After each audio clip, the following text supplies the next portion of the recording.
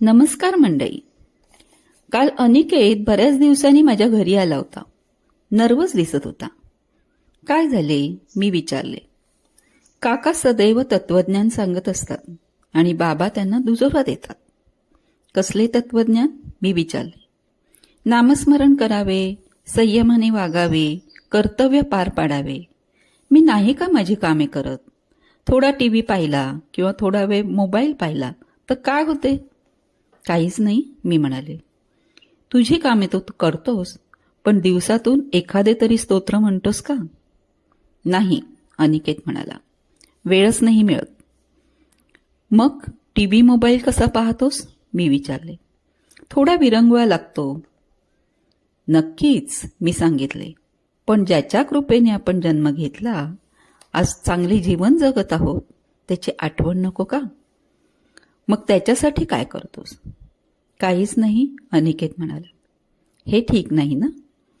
TV, mobile, मित्रांबरोबरच्या पार्ट्या हे थोड्या प्रमाणात ठीक वाटते, पण यामध्ये जीवन वाया घालवून कसे चालेल? काळ वेगाने पुढे जात असतो. हीच वेळ आहे नामस्मरणाची. आत्तापासून ईश्वरामध्ये नाही गुंतलास तर पुढे कठीण होईल. मनाच्या 25व्या श्लोकात समर्थही हेच सांगतात.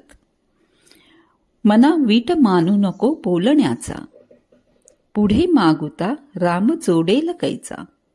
सुखाची घडी लोटता सुख आहे, पुढे सर्व जाईल काही न राहे. मना वीट मानू नको बोलण्याचा, पुढे मागुता राम जोडेल कैचा. जन्माला आलेल्याचे सार्थक करून घ्यायचं असेल तर नामस्मरण करायला हवे. स्वतःसाठी, कुटुंबासाठी, समाजासाठी, देशासाठी काही कार्य करायला लागेल. त्यासाठी पात्र बनावे लागते आणि त्यामुळे हा चांगला मार्ग दाखवणाऱ्यांचा राग करू नये. त्यावर विचार करावा आणि आचरणात आणण्याचा प्रयत्न करावा. नाहीतर नामाशी जोडले कसे जाणार, असे समर्थ म्हणतात. सुखाची घडी लोटता सुख आहे, पुढे सर्व जाईल काही न राहे. समर्थ म्हणतात, प्रपंचातले सुख न टिकणारे आहे. आजचा देखावा जरी सुखावा असला तरी उद्या परिस्थिती बदलणार आहे. आजचे तारुण्य उद्या म्हातारपणात बदलणार आहे. आजची शक्ती उद्याला क्षीण होणार आहे. आज बायका मुलांची इन्व्हॉल्वमेंट आहे, उद्या काळानुसार, परिस्थितीनुसार ती दुरावणार आहेत.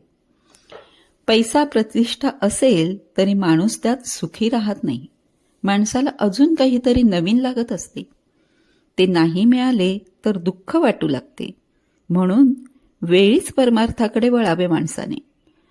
रोग झाल्यानंतर औषधोपचार करण्यापेक्षा रोग नसतानाच आरोग्य टिकवण्यासाठी प्रयत्न करावेत. बायका, मुले, बहीण, भाऊ, आई वडील, मित्र काही ना काही कारणावरून दुरावतात. तारुण्य, आरोग्य, मान, धन, सत्ता, संपत्ती, प्रतिष्ठा हेही दीर्घकाळ टिकणारे नाही. भगवंत अनादी आहे, अनंत आहे.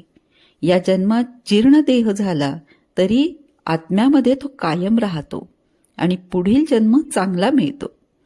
या जन्मातच जर भक्ती खूप वाढली, ईश्वरामध्ये इन्व्हॉल्वमेंट जास्त प्रमाणात वाढली तर याच जन्मात मोक्ष मिळू शकतो. म्हणून समर्थ म्हणतात, हे मना तू रामाच्या ठाई स्थिर हो, तेच तुझे सुख आहे. भेटू पुढील भागात. बोला जय जय रामकृष्ण हरी.